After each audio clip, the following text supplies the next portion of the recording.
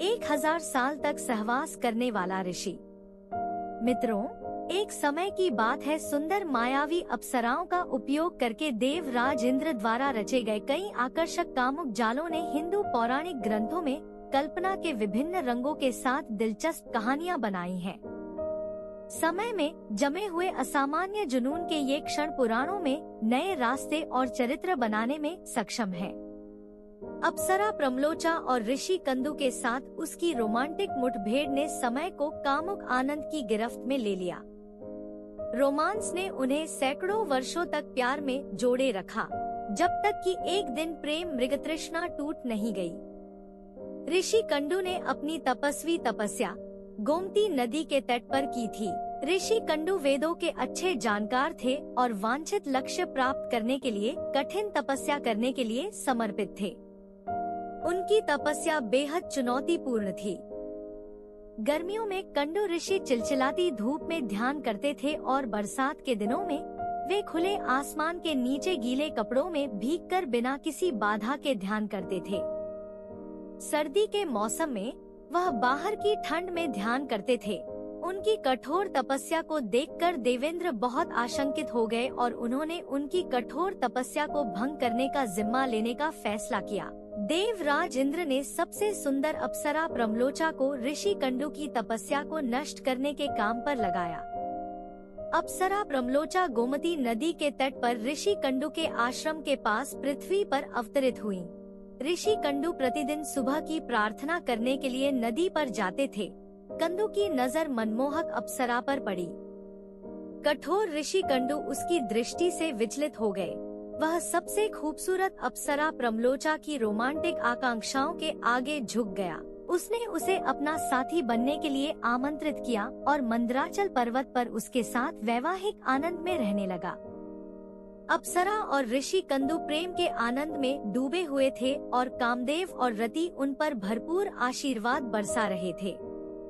ऋषि कंडु के साथ 100 वर्षों तक रहने के बाद अप्सरा प्रमलोचा ने उनसे देवलोक वापस जाने की अनुमति देने का अनुरोध किया, लेकिन ऋषि कंदु अप्सरा के प्यार में पागल थे। वह उसे बाहर निकलने की इजाजत देने के लिए बिल्कुल भी उत्सुक नहीं थे। उसने जोर देकर कहा कि वह लंबे समय तक उसके साथ बनी रहे। नीचे दी गई पंक्तियां यही व्यक्त करती हैं। हर 100 साल में अप्सरा प्रमलोचा अपनी इच्छा रखती थी कि उन्हें पृथ्वी से देवलोक जाने की अनुमति दी जाए, लेकिन ऋषि कंडु इसे टालते रहे और उनसे अपना प्रवास जारी रखने का अनुरोध करते रहे। प्रमलोचा ने उसकी इच्छा मान ली और उसके साथ रहकर उसके सानिध्य में जीवन के सुखों का आनंद लेती रही और समय आगे बढ़ता गया। सैकड़ों वर्ष बीत गए। एक दिन शाम ढलते ही ऋषि कंडु ने शीघ्रता से प्रमलोचा को छोड़ने की तैयारी की। उसे हड़बड़ी में देखकर अप्सरा प्रमलोचा ने पूछा कि वह कहाँ जा रहा है। उन्होंने जवाब दिया कि यह उनका संध्योपासना करने का समय था, शाम की प्रार्थना अनुष्ठान, क्योंकि दिन समाप्त हो गया था। उनकी बात सुनकर अप्सरा प्रमलोचा उन पर व्यंग्यपूर्वक हंसी और उन्हें बताया कि कई 100 साल बीत चुके हैं और ऐसे कई संध्योपासना अप्राप्य हो गए हैं। ऋषि कंडु भ्रमित और अज्ञानी थे।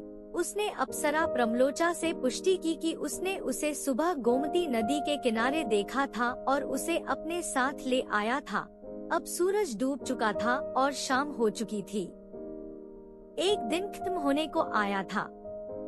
उसने जोर देकर कहा कि उसे सच कबूल करना चाहिए। ऋषि कंडु की अज्ञानता का जवाब देते हुए अप्सरा प्रमलोचा ने बीते हुए समय की सटीकता का खुलासा किया।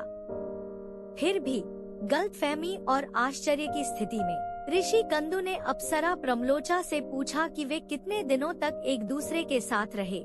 इसकी सटीक संख्या बताएं, जिस पर उसने उत्तर दिया, सप्तोतान्यतेतानि नव वर्ष शतानि ते मासः च शत तथैव अन्यत् समतेयतम दिनत्रयम् सप्तोत्तराण्यतीतानि नव वर्षष्टानि ते मासः च षट् तथैव अन्यत् समतीतम दीनत्रयम्।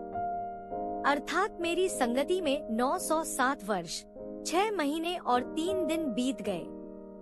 ऋषि कंडु क्रोध और हताशा से बुदबुदाने लगे। उन्होंने स्वयं को अप्सरा के प्रलोभन में आने और इस प्रक्रिया में अपनी तपस्या नष्ट होने का श्राप दिया।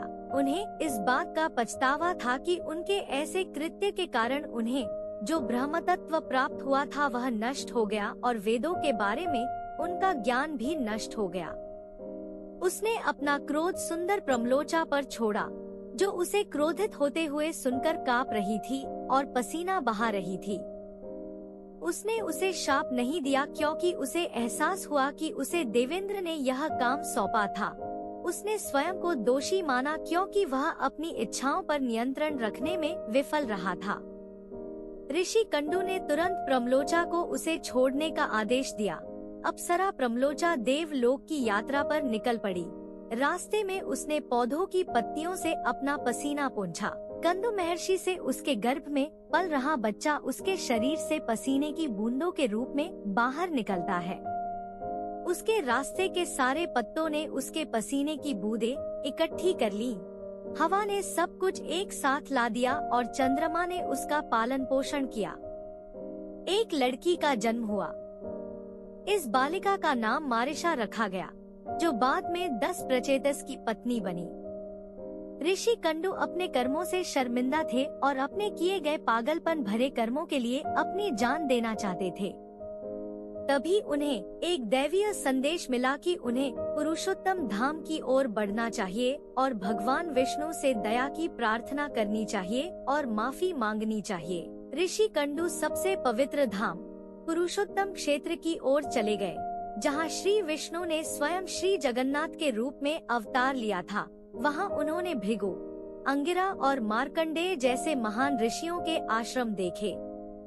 वर्षों तक उन्होंने ध्यान किया और आत्मनिरीक्षण में लगे रहे। उन्होंने पितामह ब्रह्मा द्वारा रचित ब्रह्मपर स्तोत्र का पाठ किया।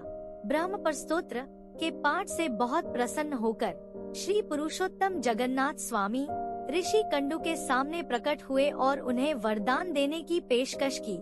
ऋषि कंडू ने उन्हें नश्वर संसार से पूर्ण मुक्ति प्रदान करने के लिए कहा। श्री जगन्नाथ ने भी यही अनुमति दी थी।